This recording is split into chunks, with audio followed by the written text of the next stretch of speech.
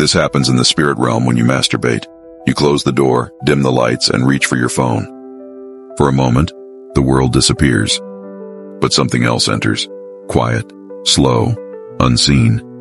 Once it's inside, it never leaves the same way. You think you're alone. You think it's just a physical act. But it isn't. It's a summoning. There's a truth they never taught you in biology class. A truth older than textbooks, smarter than algorithms. Your sexual energy is power, not Instagram influencer power, not six-pack get-rich-quick power. I mean raw, ancient creative power. The same energy that brings life into the world, builds empires, fuels inventions, and creates legacies. And when you masturbate, especially to porn, you drain it. Ever noticed how tired you feel after? How small your confidence gets? How lazy your day suddenly becomes? It's not your imagination. You've just spent the most potent energy your body has. On a screen, a fantasy, a flickering ghost. There was a guy named Muna in Port Harcourt. He started watching porn during lockdown. Boredom turned into habit, habit into obsession. One day he found a site that felt different. The videos felt too real, like they were alive. Then it started. He began hearing whispers while watching.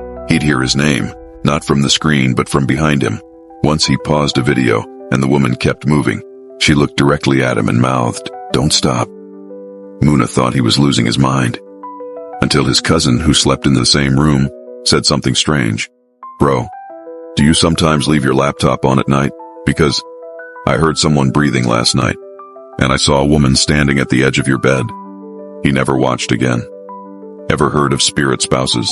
In many African traditions, when a person opens themselves sexually, especially in the spiritual realm, they attract beings. Some are ancestral, some are demonic, some are born from your fantasies. Masturbation opens that door, a door that invites far more than just fantasies. There's a story of a girl in Ilorin. Let's call her Lara. She started having recurring dreams of a man who would lie beside her. Sometimes he would kiss her. Sometimes, worse. She always woke up breathless, wet, weak. She confided in a prophet who told her something chilling. "You've been married in the spirit realm, and every time you masturbate, he comes to collect his due." After deliverance, she stopped completely. The dreams vanished. But the scar of that spiritual intimacy, it never quite left. There's a phenomenon people rarely talk about. Post-masturbation darkness. That strange feeling after you're done. That deep sadness. That eerie silence. That invisible presence. There's a boy named Chuka who always felt eyes watching him in the mirror after he finished. One day he forced himself to look. Right after. What he saw haunted him. His reflection was smiling. But he wasn't. He blinked. The smile stayed. He turned away. The mirror didn't. From that day on, he covered every mirror in his room. Because some mirrors don't just reflect, they remember. The world celebrates it as normal. Everyone does it. Better than getting someone pregnant. Better than catching STDs. But here's what they don't tell you. It steals your focus. It dulls your vision. It blurs your drive. You were once sharp, reading books, starting projects, facing life. Now, you procrastinate, you scroll. You get bored quickly. Your ambition fades. That's not just laziness, that's depletion. There's a young man named David who used to journal every morning. After he got hooked, he couldn't write anymore. He said, "It's like my thoughts became gray, like I couldn't feel deeply anymore." Because when you lose your essence, your soul speaks quieter, and the world gets louder. The porn industry doesn't want you to know this, but every time you watch, you're being studied. It watches what you click, how long you stay, where you pause. Then it feeds you deeper fantasies, darker, bolder, riskier.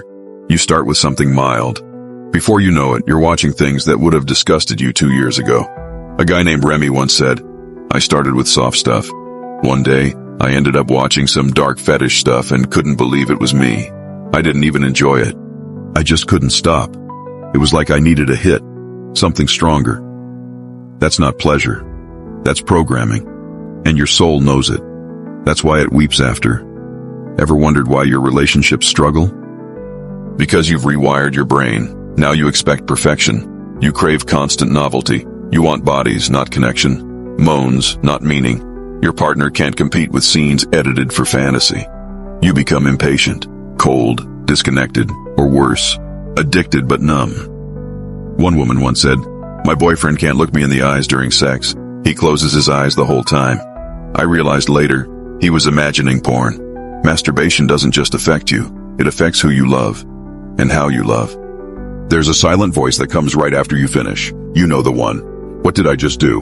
Why can't I stop? This is the last time, I swear. It promises pleasure, delivers emptiness, then sells you shame, over and over. It's a cycle, not of lust, of control, and each time you give in, you feel a little less powerful, a little more like a puppet. There's a deeper question to ask. Who profits from your weakness? They say time is money, but in this realm, time is destiny. Every hour you spend feeding lust, you're stealing from your future. You could have learned a language, built a business, healed your trauma, helped your family, heard God. But instead, you were watching pixels pretending to love. There's a guy named Yusuf, a gifted musician. He told a friend, if I had put the time I spent watching porn into my guitar, I'd have been famous by now. He wasn't joking. You don't see it, but it walks with you. People feel it when you enter a room. You look normal, smile normal, speak normal, but something's off. They can't explain it.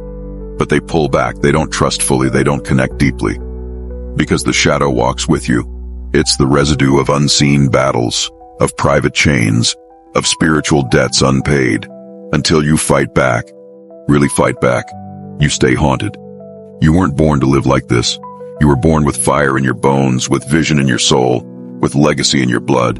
And every time you choose mastery over momentary pleasure, you get a little closer to that greatness. This isn't about shame. This is about freedom. It starts small, cold showers, prayer or meditation, deleting triggers, honest conversations, reconnecting with your purpose. You don't have to be perfect. You just have to be aware. Because once you see the game, you never unsee it. The next time you feel the urge, ask yourself, who benefits if I give in, and who suffers if I don't? But some stories are not easily erased. Some linger. Some burn their names into your soul like old scars that still itch at night. There's one more story I need to tell you. It's about a guy named Kalechi, a quiet boy, the type who smiles politely but doesn't talk much. Everyone thought he was just shy, but there was something deeper. Kalechi grew up in a house with secrets. His grandfather, before he died, used to whisper to him about the spirit that watches men alone at night. Kalechi never took it seriously until the dreams began. At first it was normal, a shadow standing at the corner of his room. Then it came closer, closer, until one night he couldn't move, couldn't scream. The figure crawled onto his chest, face covered in long black hair, fingers like dry twigs scraping his neck. He woke up with scratches. The doctors called it sleep paralysis, but it happened only when he relapsed. Only when he watched porn. One day he decided to stop. He deleted everything, fasted, prayed, but the figure didn't go away. Not until he dug through his grandfather's old box and found a small note. It read, "You fed it. Now you must starve it until it dies."